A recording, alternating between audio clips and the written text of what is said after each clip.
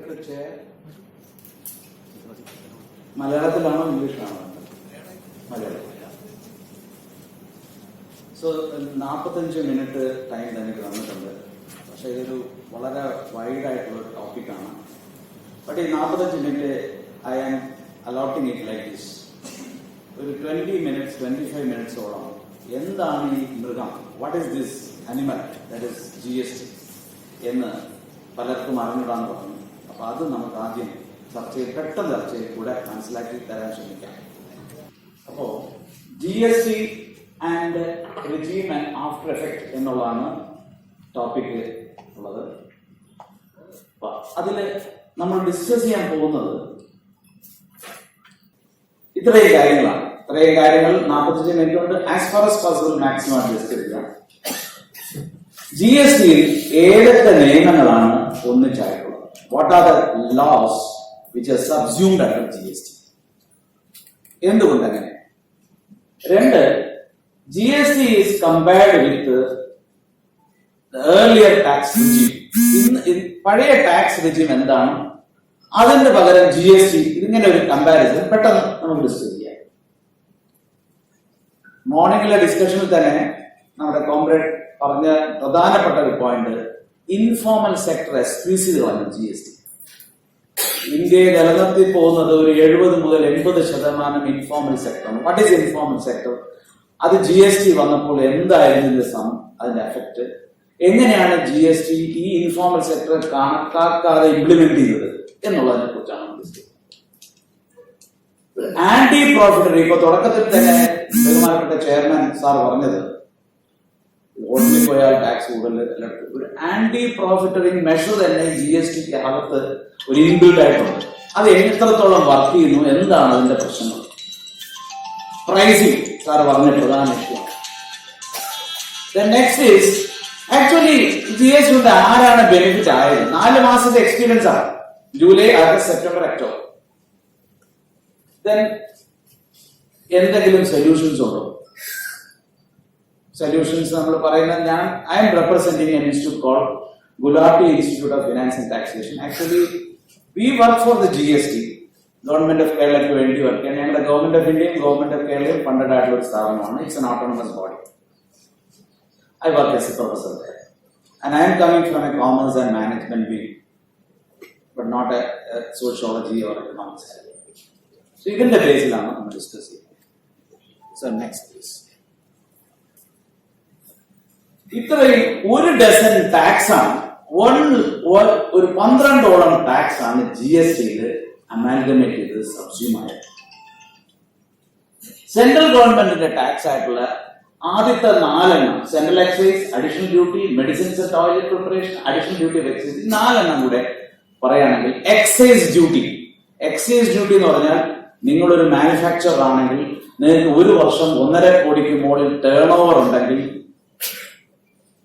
You produce in the factory in the duty and excess duty that has been imposed by the government of India. Our tax July 1 factory, ex-factory price, and assessment. Our concept last almost 7 years. I mean, independence ation petrol, diesel,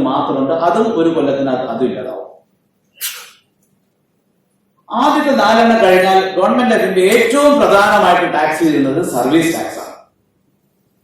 That service tax is GST. Then the tax is customs duty. One sadhanam mattu rajyathil import cheyyumbolo ividannu mattu rajyathil export cheyyumbolo kodukkanna duty ayana customs duty. Customs duty GST ലയിച്ചിട്ടില്ല. പക്ഷെ customs duty യുടെ കൂടെ കൊടുക്കുന്ന രണ്ട് additional duty ഉണ്ട്. ഒന്നിന്റെ പേര് countervailing duty എന്നും വേറൊന്നിന്റെ പേര് special additional duty. Countervailing duty എന്ന് പറഞ്ഞാൽ എക്സൈസിന് പകരം കൊടുക്കുന്ന ഡ്യൂട്ടിയും സ്പെഷ്യൽ അഡീഷണൽ ഡ്യൂട്ടി എന്ന് പറഞ്ഞാൽ സ്റ്റേറ്റിൽ ഇമ്പോസ് ചെയ്യുന്ന ടാക്സിന് പകരം കൊടുക്കുന്ന ഡ്യൂട്ടി. ഈ രണ്ട് ഡ്യൂട്ടിയും കസ്റ്റംസ് ഡ്യൂട്ടിയിൽ നിന്ന് പിഴുതു മാറ്റി GSTയിലേക്ക് ലയിപ്പിച്ചു.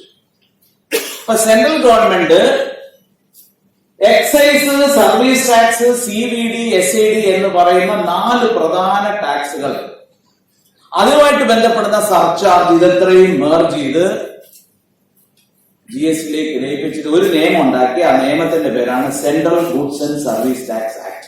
അത് ജൂലൈ 1 മുതൽ പ്രാബല്യത്തിൽ വന്നു. ഇന്ത്യയിൽ 29 സ്റ്റേറ്റും 7 യൂണിയൻ ടെറിട്ടറിയും ഇവർ ഓരോരുത്തർക്കുമുള്ള വാറ്റ്, ഇൻഡസ്ട്രി ട്രാൻസാക്ഷന്റെ central sales tax, purchase tax, entertainment tax, luxury tax, entry tax, tax on lottery, ഇങ്ങനെ ഡിഫറെന്റ് ടൈപ്സ് ഓഫ് ടാക്സസ് ഇതെല്ലാം കൂടെ ലയിപ്പിച്ചിട്ട് സ്റ്റേറ്റ് ഗവൺമെന്റ് ഒരു നിയമം ഉണ്ടാക്കി. അതിന്റെ പേര് state goods and service tax act.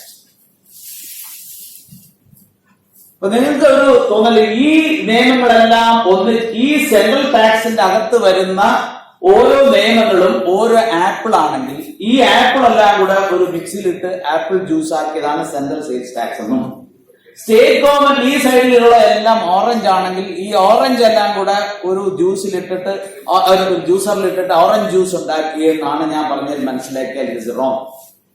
അവർ ചെയ്തത് അങ്ങനെയല്ല. ഈ രണ്ടും ആക്ടും കൂടെ ഒറ്റ മിക്സിയിൽ ഇട്ടിട്ട് ഓറഞ്ചും ആപ്പിളും കൂടെ മിക്സ് ചെയ്ത് 2 ഗ്ലാസ്സിലാക്കി വെച്ചു. ഒന്നിന്റെ പേര് എന്താക്കി? സെൻട്രൽ GST, വേറൊന്നിന്റെ പേര് സ്റ്റേറ്റ് GST. എന്ന് പറഞ്ഞാൽ സെൻട്രൽ ഗവൺമെന്റിന്റെ എന്തൊക്കെ നിയമങ്ങൾ, എന്തൊക്കെ ഏരിയ ഉണ്ട്, സർവീസ് ടാക്സ്, എക്സൈസ് പോയിന്റ്, ഇതെല്ലാം സ്റ്റേറ്റിനും, സ്റ്റേറ്റ് എന്തൊക്കെ ഏരിയയിൽ ടാക്സ് ചെയ്തിട്ടുണ്ടോ അത് സെൻട്രൽക്കും ആയി. അതിന്റെ അർത്ഥം സെൻട്രലും സ്റ്റേറ്റും ഒരേ ടേൺ ഓവറിന്റെ പുറത്ത്, ഒരേ ത്രഷോൾഡ് ലിമിറ്റിന്റെ പുറത്ത് ടാക്സ് ചെയ്യാനുള്ള അധികാരം. ഇത് 70 വർഷം ശേഷം മാറിയ ഏറ്റവും വലിയ ഇൻഡയറക്ട് ടാക്സ് റിഫോമാണ്. ഇത് മാറ്റം വന്നത് 101ാമത്തെ കോൺസ്റ്റിറ്റ്യൂഷൻ അമെന്റ്മെന്റ് ആക്ടിൽ കൂടെയാണ്. അമെന്റ്മെന്റിൽ കോൺസ്റ്റിറ്റ്യൂഷൻ 101ാമത്തെ അമെന്റ്മെന്റ് ആണ്. 101 കോൺസ്റ്റിറ്റ്യൂഷൻ അമെന്റ്മെന്റ് ആക്ടിൽ കൂടെയാണ് ഈ മാറ്റങ്ങളെല്ലാം. ഓൾമോസ്റ്റ് 18 ആർട്ടിക്കിൾസിന്റെ ഇൻട്രൊഡക്ഷനും മാറ്റങ്ങളും ചേഞ്ചസും വരുത്തിയിട്ടാണ് ചെയ്തിരിക്കുന്നത്. രണ്ടാമത്തത്, ഇപ്പൊ ഇത്രയും നിയമങ്ങളാണ് ഒന്നിച്ചായത്. അപ്പോ സെൻട്രൽ ഗവൺമെന്റിന്റെ 4 ലക്ഷം പേരെ സെൻട്രൽ ഗവൺമെന്റ് എക്സൈസ് രജിസ്ട്രേഷൻ ഇതിൽ ഉണ്ടായിരുന്നു. 14 ലക്ഷം പേരെ സർവീസ് ടാക്സ് രജിസ്ട്രേഷൻ ഇതിൽ ഉണ്ടായിരുന്നു. ഇപ്പോൾ സെൻട്രൽ ഗവൺമെന്റും സ്റ്റേറ്റ് ഗവൺമെന്റിലും കൂടെ ചേർത്തിട്ട് ഓൾമോസ്റ്റ് 90 ലക്ഷം രജിസ്റ്റേർഡ് ആൾക്കാരാണ്. എന്ന് പറഞ്ഞാൽ സെൻട്രൽ ഗവൺമെന്റിന്റെ ഏരിയ ഓഫ് ടാക്സേഷൻ വളരെ വൈഡായി, സ്റ്റേറ്റ് ഗവൺമെന്റിൽ അതുപോലെ തന്നെ നിൽക്കുകയും ചെയ്യും. സം ക്രിട്ടിക്സ് ആവശ്യമില്ല. അപ്പൊ അതിന്റെ അർത്ഥം സെൻട്രൽ ഗവൺമെന്റിന് ഇന്ത്യക്കകത്ത് എവിടെയൊക്കെ ഗുഡ്സോ സർവീസോ വിൽക്കുകയോ വാങ്ങിക്കുകയോ ചെയ്താൽ ആ പോയിന്റിൽ 2 ടാക്സ് ഇമ്പോസ് ചെയ്യും. ഒന്ന് CGST സെൻട്രൽ ടാക്സും, വേറൊന്ന് SGST സ്റ്റേറ്റ് ടാക്സ്. നിങ്ങൾക്ക് എല്ലാവർക്കും അത് ബില്ല് കിട്ടിക്കാം.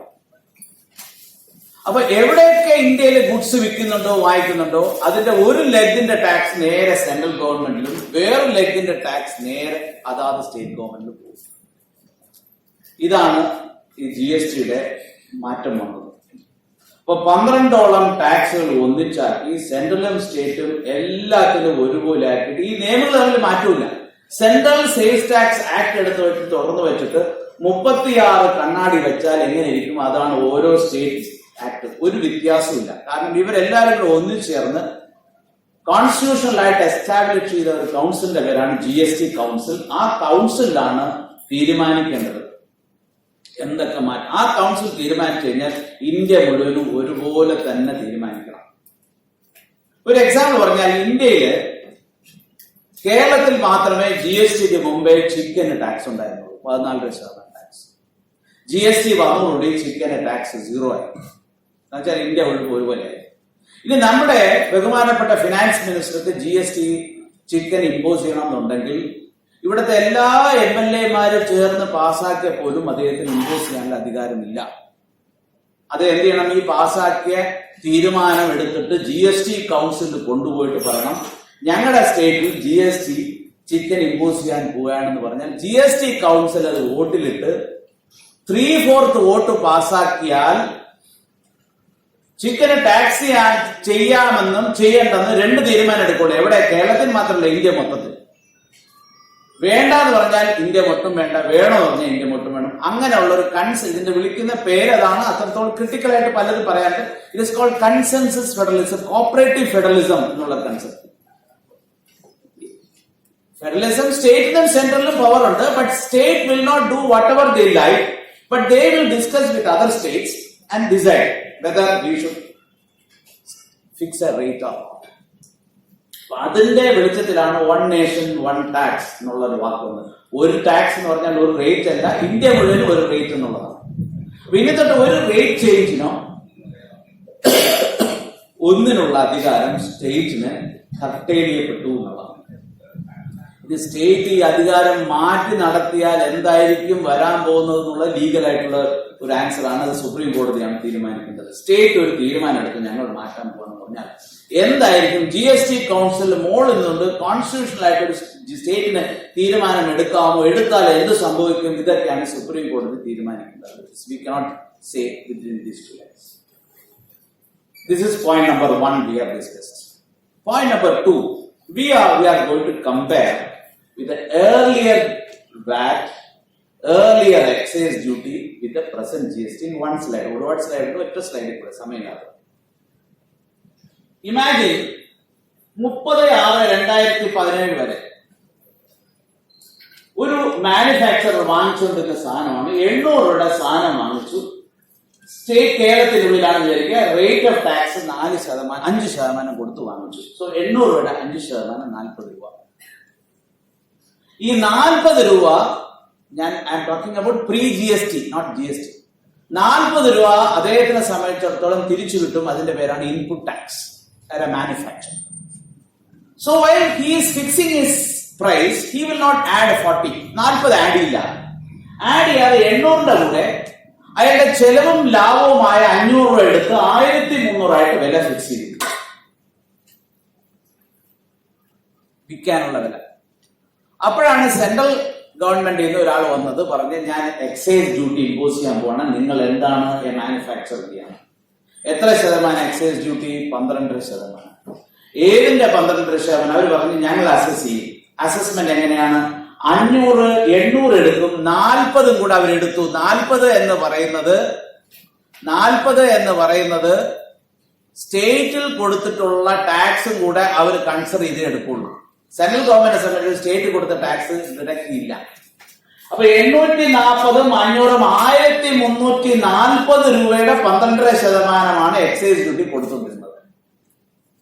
അങ്ങനെ ടാക്സിന്റെ മുകളിൽ ടാക്സ് എന്നുവെച്ചാൽ സ്റ്റേറ്റ് ടാക്സിന്റെ മുകളിൽ സെൻട്രൽ ഗവൺമെന്റ് ഇമ്പോസ് ചെയ്യുന്ന ടാക്സിനെ നമ്മൾ ടെക്നിക്കലായിട്ട് വിളിക്കുന്ന പേര് cascading.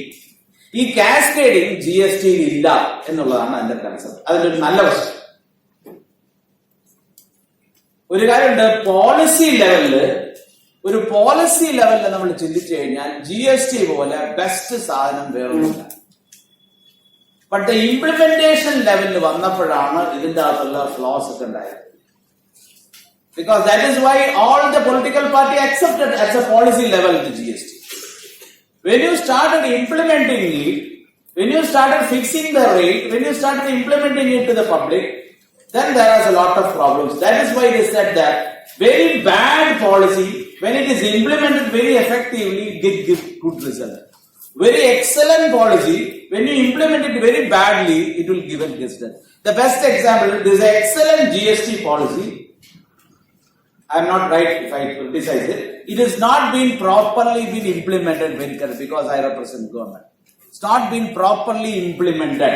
That is why these so many changes are happening after within a short period of 4 months time. അതാണ് അതിന്റെ ഒരു ക്രിട്ടിക്കൽ എലമെന്റ്. അപ്പൊ ഇവിടെ 1300ന്റെ മുകളിൽ 1340ന്റെ മുകളിൽ 12%. അതേ പോയതിനു ശേഷം സ്റ്റേറ്റിന്റെ വാറ്റായ 14% 1300 167 എടുത്തിട്ട് 1680 രൂപ ആണ് വില ഫിക്സ് ചെയ്തിരിക്കുന്നത്. അതാണ് ഒരു മാനുഫാക്ചർ. ഈ മാനുഫാക്ചർ ഗവൺമെന്റ് ഓഫ് ഇന്ത്യക്ക് കൊടുക്കുന്നത് 167 രൂപയും സ്റ്റേറ്റ് ഗവൺമെന്റ് കൊടുക്കുന്നത് ഈ 212 രൂപ ഔട്ട്പുട്ട് ടാക്സിന് 40 രൂപ കുറച്ചിട്ട് 172 രൂപ 80 പൈസയാണ് കൊടുക്കുന്നത്. ഇതാണ് കഴിഞ്ഞ ഒരു 2005 ശേഷം ഒരു 12 വർഷമായിട്ട് നടന്നുകൊണ്ടിരിക്കുന്ന സംഭവം. അപ്പൊ ഈ മാനുഫാക്ചർക്ക് ഈ സാധനത്തിന് 1680 30 പൈസക്ക് കൊടുക്കാൻ പറ്റും. ഇതേ സാധനം GST വന്നപ്പോ ഞാൻ ഈ പറയുന്ന ഈ എക്സാമ്പിൾ എടുക്കുന്ന ഈ മാനുഫാക്ചറർ സത്യസന്ധനായ മാനുഫാക്ചറാണ്. അതുകൊണ്ടാണ് ഈ എക്സാമ്പിൾ വന്നത്. അല്ല ഇങ്ങനെ വരണമെന്നില്ല. ഈ എക്സാമ്പിൾ ഒരു സത്യമായിട്ടുള്ള ഒരു മാനുഫാക്ചറാണ്. 100% GST ഉൾക്കൊണ്ടുകൊണ്ട് അതിനനുസരിച്ച് പ്രവർത്തിച്ച ഒരു മാനുഫാക്ചർ ആയതുകൊണ്ടാണ്. അയാൾ അതേ 800 എടുത്തു. അവിടെ ഈ റോ മെറ്റീരിയലിന്റെ അതേ റേറ്റ് 5 തന്നെയാണ്. അങ്ങനെ കുറെ 30% അങ്ങനെയായിരുന്നു. പക്ഷെ എങ്ങനെയാ കൊടുക്കേണ്ടത്? 2.5 CGSTയും 2.5 SGST, 2 ലെഗാണെന്ന് പറഞ്ഞ് GSTയിൽ. So he has got 2.5 CGST 2.5 SGST. ഈ 40 രൂപയൊക്കെ തിരിച്ചു കിട്ടും. അപ്പൊ 800ഉം 500ഉം 1300 രൂപ. 1300 വിലയുള്ള നേരത്തെ ഈ റേറ്റുള്ള സാധനത്തിന്റെ 30% കമോഡിറ്റിക്കും 18%. 18% ആകുമ്പോൾ 117 രൂപ. ഇതിന്റെ 9% സെൻട്രലിനും ഇതിന്റെ 9% സ്റ്റേറ്റിനും. അങ്ങനെ 1534 രൂപ കൊടുക്കാൻ പറ്റണം. പറ്റിയോ ഇല്ലയോ എന്നുള്ളത് ക്വസ്റ്റ്യനാണ്. അപ്പൊ 146 30 അദ്ദേഹത്തിന് കിട്ടിയ ബെനിഫിറ്റ്, ടാക്സിൽ കൂടെ കിട്ടിയ ബെനിഫിറ്റിനെ as per the GST law he should pass to the next dealer, wholesaler. അയാൾ ആർക്ക് പാസ് ഓൺ ചെയ്യണം? റീറ്റെയിലർ. അയാൾ ഫൈനലി പാസ് ഓൺ ചെയ്യുന്ന ആരാണ്? കൺസ്യൂമറിലേക്ക്. GSTയുടെ പ്രോസസ്സിൽ ചില പ്രശ്നങ്ങളുണ്ട്, അതവിടെ ഇരിക്കട്ടെ. ആ പ്രശ്നം മാറ്റി നിർത്തി എല്ലാ മാനുഫാക്ചറേഴ്സും എല്ലാ ഹോൾസെയിലേഴ്സും എല്ലാ റീറ്റെയിലേഴ്സും ഇതേപോലെ അവർക്ക് കിട്ടിയ ടാക്സ് ബെനിഫിറ്റ്സ് എല്ലാം പാസ് ഓൺ ചെയ്തിരുന്നുവെങ്കിൽ ഇത്രയും പ്രശ്നം വരില്ലായിരുന്നു. ഒരിക്കലും അങ്ങനെ നമുക്ക് പ്രതീക്ഷിക്കേണ്ട, ഒരു സൊസൈറ്റിയിൽ പ്രതീക്ഷിക്കേണ്ട. Because a society has got a different type of people. എല്ലാ സൊസൈറ്റിയിലുണ്ട്, എല്ലാ സൊസൈറ്റിയിലും. അപ്പൊ എന്ത് പറ്റി? ഒരു 2% ഇൻഡസ്ട്രിയലിസ്റ്റ് മാനുഫാക്ചറേഴ്സ് ഇതുപോലെ ചെയ്തു. ഞാനൊരു എക്സാമ്പിൾ പറയാം, കറക്റ്റ് ആയിട്ട് അറിഞ്ഞൂടെ. ഞാൻ ഒരു എക്സാമ്പിൾ 2% പറയാം. മെജോറിറ്റി ആൾക്കാർ എന്ത് ചെയ്തു? ഒരു 20% ആൾക്കാർ 140 ഇതേ വിലയ്ക്ക് തന്നെ വിറ്റു. 1680 തന്നെ വിറ്റിട്ട് ഈ 146 30 അവരുടെ ലാഭത്തിലൂടെ കൂട്ടി പഴയ വിലയ്ക്ക് തന്നെ വിറ്റു. കുറച്ചുപേര് അതിനേക്കാളും GST വന്നു, ഞങ്ങളുടെ വില കൂടി എന്ന് പറഞ്ഞിട്ട് വേറെ എക്സ്ട്രാ വില കൂട്ടുകയും ചെയ്തു. നേരത്തെ തന്നെ വില കൂട്ടിയിട്ട് GSTയുടെ കൺസെപ്റ്റ് ഒക്കെ കൂടുതൽ മനസ്സിലാക്കിയവർ നേരത്തെ തന്നെ വില കൂട്ടിയിട്ട് GST കാരണം കൂടി എന്നൊക്കെ പറഞ്ഞു. ഇങ്ങനെ ഒരു മൾട്ടിപ്പിൾ ആയിട്ടുള്ള ഇമ്പാക്ട് ആണ് കൺസ്യൂമർ പ്രോഡക്റ്റിലേക്ക് ഓരോരുത്തരെയും വന്നെത്തിച്ചത്. ചുരുക്കി പറഞ്ഞാൽ വില കൂടിയിരിക്കുക എന്നുള്ളത് ഗവൺമെന്റിന്റെ പോയിന്റ് ഓഫ് വ്യൂല്, ടാക്സ് മാത്രം ആലോചിക്കുന്ന ഒരാളുടെ പോയിന്റ് ഓഫ് വ്യൂല് സാധനത്തിന്റെ വില കൂടിയിരിക്കുന്നതാണ് ഏറ്റവും നല്ലത്. കാരണം എന്താണ്? സർക്കാരിലേക്ക് കൂടുതൽ ടാക്സ് കിട്ടും. ബട്ട് അതിന്റെ കൂടെ നമ്മളൊരു പബ്ലിക് പൊളിറ്റിക്സ് ഒക്കെ നോക്കിക്കഴിഞ്ഞാൽ വില കുറഞ്ഞിരിക്കണം എന്നുള്ളതാണ്. If you are intending only for increasing your tax revenue, the best thing, the price should not come down. So that is another. But when you talk about a larger view, the price should come down. That is the impact on the public. പക്ഷെ ഇതാണ്, ഈ പ്രോസസ്സിൽ കൂടെയാണ് എല്ലാ കമോഡിറ്റിയും കടന്നുപോയത്. എന്താണ് GST? മൂന്നാമത്തെ point. So നമ്മൾ 8 പോയിന്റാണ്. ഞാൻ ഡേറ്റ് 8 പല നമ്പറുകളാണ്. നമ്മൾ ഒരു 8 പോയിന്റാണ് കൊണ്ടുവന്നിരിക്കുന്നത്. ആദ്യത്തെ പോയിന്റ് നമ്മൾ ഡിസ്കസ് ചെയ്തു, GSTയിൽ സബ്സ്യൂം ചെയ്ത കാര്യങ്ങൾ എന്തൊക്കെയാണ്, എത്ര നിയമങ്ങൾ സബ്സ്യൂം ചെയ്യാൻ. രണ്ടാമത്തെ പോയിന്റ്, എങ്ങനെയാണ് ഈ റേറ്റ് സ്ട്രക്ചർ. എല്ലാത്തിന്റെയും റേറ്റ് ഈ ഞാൻ പറഞ്ഞ എക്സാമ്പിളിലല്ല. ഒരു 30% കമോഡിറ്റി റേറ്റ് വില കുറയേണ്ടതാണ്. ബാക്കിയുള്ള 70%ന്റെ കുറച്ചൊക്കെ കൂടണം, കുറെ സ്റ്റേമായിട്ട് നിൽക്കേണ്ടതായിരുന്നു നമ്മുടെ കാൽക്കുലേഷൻ പ്രോസസ് കൂടെ. ബട്ട് അതൊന്നും മാർക്കറ്റിൽ അതേപോലെ ഇമ്പാക്ട് ആവണമെന്നില്ല. That is A fact.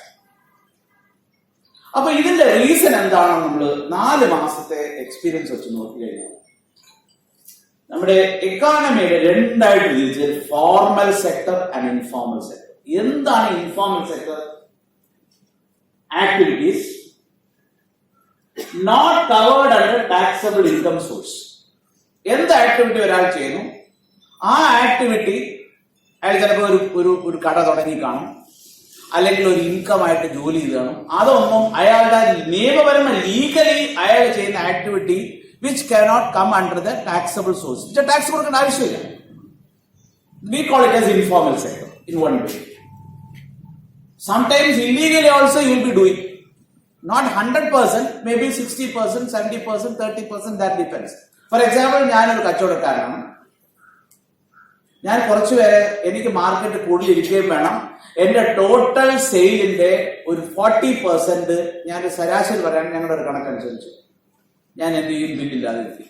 ആ സാധനം ബില്ലില്ലാതെ വാങ്ങിക്കുകയും ചെയ്യും, ബില്ലില്ലാതെ വിൽക്കുകയും ചെയ്യും.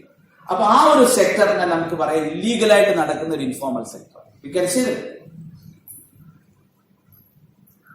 അതിൽ ടാക്സ് ഇല്ല, അഥവാ ടാക്സ് ഉണ്ടെങ്കിൽ പോലും ചിലപ്പോൾ മിനിമം റേറ്റ് ആയിരിക്കും. നേരത്തെ എക്സൈസ്, സെയിൽസ് ടാക്സ്, വാറ്റ്, പല മൾട്ടിപ്പിൾ ടാക്സ് ഒന്നും കാണില്ല. ഏതെങ്കിലും ഒരു ടാക്സ് ഉണ്ടായാലും ഇവരുടെ അല്ലെങ്കിൽ ഒരുപാട് എക്സെപ്ഷൻസ് എൻജോയ് ചെയ്യുന്ന ചില ഏരിയ ആയിരിക്കാം. ഫോർ എക്സാമ്പിൾ ഹാൻഡിക്രാഫ്റ്റ് എന്ന് പറയുന്നത് നേരത്തെ ടോട്ടലി എക്സൈസ് ഇല്ല, ടോട്ടലി എക്സംപ്റ്റ് ചെയ്തിരുന്നു. ബട്ട് GST അങ്ങനെ എക്സംപ്ഷൻ ഇല്ല. Handicrafts made up of bamboo, handicrafts made up of wood, handicrafts made up of ivory, handicrafts made up of gold, iron, silver, ഇങ്ങനെ പല type of classify ചെയ്ത് ഓരോന്നിനും ഒരു rate ഉണ്ട്. അപ്പൊ ഇത് ചെയ്യുന്ന ആൾക്കാരെല്ലാം ഫോർമലൈസ് ചെയ്ത് ഇൻഫോർമൽ സെക്ടറിൽ വർക്ക് ചെയ്ത ആൾക്കാർ, ഇൻഫോർമൽ സെക്ടറിൽ കൂടെ ടാക്സ് ഒന്നും ഇല്ലാതെ എൻജോയ് ചെയ്തിരുന്ന കമോഡിറ്റിയും സർവീസും ഉള്ള ആൾക്കാരെല്ലാം they have totally formalized because of the GST. That is the reason. അതാണ് അതിന്റെ എലമെന്റ്. അവരെല്ലാം ഈ തെറ്റിലേക്ക് വന്നു. കാരണം 12 തരം ടാക്സുകളെ മേർജ് ചെയ്തിട്ട് ഇന്ത്യയിലെ ഏറ്റവും വലിയൊരു കോർപ്പറേറ്റിന് എങ്ങനെയാണ് വരുന്നത്, ആ റേറ്റിന് എല്ലാം കൂടെ ഒരു V call it as effective rate എടുത്തിട്ട് എഫക്റ്റീവ് റേറ്റിന് തുല്യമായിട്ടുള്ള റേറ്റ് നമ്മൾ നേരത്തെ ഫിക്സ് ചെയ്ത് നമ്മൾ ഒരു റേറ്റ് ഉണ്ടാക്കി വെച്ചിട്ടുണ്ട്. എങ്ങനെയാണ് 0 റേറ്റ്, 5%, 12, 18, 20 അതുമായിട്ട് ഫിക്സ് ചെയ്ത റേറ്റ് കിട്ടും. ഇത് യഥാർത്ഥത്തിൽ ആ പ്രോഡക്റ്റ് മാനുഫാക്ചർ ചെയ്യുന്ന ഇന്ത്യയുടെ ഏതൊക്കെ ഇൻഡസ്ട്രീസ് ഉണ്ടോ, സ്മോൾ സ്കെയിൽ, ലാർജ്, മീഡിയം, ഇത് ലാർജർ മാത്രമേ അത് ബെനിഫിറ്റ് ഉള്ളൂ. സ്മോളിനൊന്നും ഈ 12 ടാക്സ് അഫക്റ്റഡ് അല്ല. ഞാൻ നേരത്തെ പറഞ്ഞ പോലെ ഇന്ത്യയിൽ മാനുഫാക്ചറിൽ നിന്നും എക്സൈസ് ഡ്യൂട്ടി കൊടുക്കുന്ന 4 ലക്ഷം പേരെ ഉണ്ടായിരുന്നു. 4 ലക്ഷം കമ്പനീസ് ഉണ്ടായിരുന്നു. ഇപ്പൊ 70 ലക്ഷം പേരും അതിന്റെ അകത്ത് കയറി. That means they have already formalised. അവർ ഫോർമലൈസ് ചെയ്ത് കഴിഞ്ഞു. അപ്പൊ എന്തുവരും? നാച്ചുറലി എന്ത് ഇൻക്രീസ് ചെയ്യാനേ പറ്റുള്ളൂ? Price increase. There is no other way. You can see when you go to a margin, നമ്മുടെ യഥാർത്ഥത്തിൽ വില നോക്കണമെന്നുണ്ടെങ്കിൽ provision store, margin free shop you go, I think you did there in Calcutta also. You can see last 4 months that I am observing, I am taking some data also, except Hindustan Lever, baaki ella product nu vela kooti varu, because Hindustan Lever can only get this type of benefit because excise, VAT, multiple tax has been merged and they got a benefit, so they can pass the benefit to the retailers. But what about others? Imagine a soap making company, they don't have an excise duty earlier. They have perhaps they may be having an exemption on VAT also earlier. Now they come within the purview of excise duty, everything. They call it as a different name. But adinte ee 12 എണ്ണം നിയമം ഇല്ലെങ്കിൽ 12 എണ്ണത്തിന്റെ എല്ലാ എഫക്റ്റും അവരുടെ മൊത്തം. So അവർക്ക് naturally എന്തിനേ പറ്റുള്ളൂ? They have no other option but to increase the price. Are you following what I say? അതായിരുന്നു. So what is the entire thing? Informal sector mottham, see, there are 15 levels of income groups here, not like any other. Somebody is telling in the papers that in Singapore it is 12%, the highest rate in India is 28%. Rate fixation is right, but we have a 15 level of income groups here. First 7 to 8 levels, they can only survive with the intervention of the government giving some subsidies, something, etc. അപ്പൊ ഈ different rates ഉണ്ടായാലേ പറ്റുള്ളൂ. That is another way. But what the GST council, may be what is my perception, failed is that we can say they have ignored, maybe they will say in a simple sentence, they have not taken fully the informal sector into consideration. That is the reason why there is a high price in the market of different products. GST impact on informal sector, there is single tax. Everybody is saying that it is a single tax. But what happened? all in one eye. Multiple tax merged and fitted to a single tax and a rate fit to all. But earlier it was not there. If you are doing a small scale industry, you are exempted from excise duty. If you are doing some other activities, you are even exempted from VAT. But now there is no exemptions, nothing. Everybody, even if you have 100 crores of business, you are also come under the same. You are enjoying a lot of large scale activities, benefits of large scale, and your rate has been rationalized, and you got the benefit. And you are doing a very small and tiny job, tiny activity. Earlier you are thriving because of the exemptions and something benefits have been given by the government. Now there is no such benefits. They are asking you please pay the same rate, etc. So that we have no other option but to increase the price. See, there is a provision in the Act that I like to discuss with you because you are very well. That is called anti-profiteering clause. What the Act says that if you are selling a product at 100 rupees before GST, and after GST, if you want to remain 100 rupees or if you want to increase the rate tax, then you should address before the anti-profiteering clause that why you should increase the rate. Multinationals say that they have reduced, they are advertised in the paper that is they are already reduced the rate because they have got the multiple rates have been pegged into a single rate. What about the small and medium scale? They have an earlier single rate also. Now also they are single rate but a higher rate. So they have no other option. So we will say that with this profiteering section, what the legal intention behind that is that each and every manufacturer should pass its benefits to the next dealer. Ultimately it goes to consumer. But what happened? Majority manufacturers are enjoying, they are not passing it to the consumers. We have to wait and see whether the legal actions are taken against such people. Each and every manufacturer's price component should be subdivided, they should be watched and how they are pricing it after GST. What I said that as per the theory, as per the ideally, the price should come down. Ideally, price of the maybe 30 to 40% the goods should come down. Same is actually rate fixation. What the rate? There was a fitment committee. See, fitment committee means majority are the bureaucrats, high level bureaucrats are there. Their job is to take the multiple rates, calculate the effective rate and fit it in the new rate of GST. But they should think about the different type of producers, sellers and how it can be fit same rate. We call it as a single rate fit for all. It's not possible like India because we are not organized one. We said that 60 to 70% are working in the informal sector. So that is the impact is impact of price decrease versus price increases. Some of the goods price should be come down, some of the price increase. But what is the impact, real impact that the consumer daily used goods prices increased? That is it.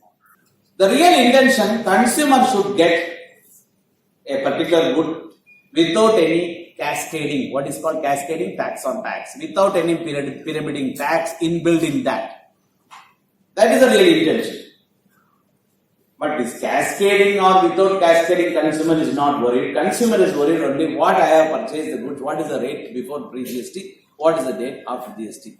The best example, when you go to hotel, the pre-GST rate is 100 rupees for a particular food. Now it is 180.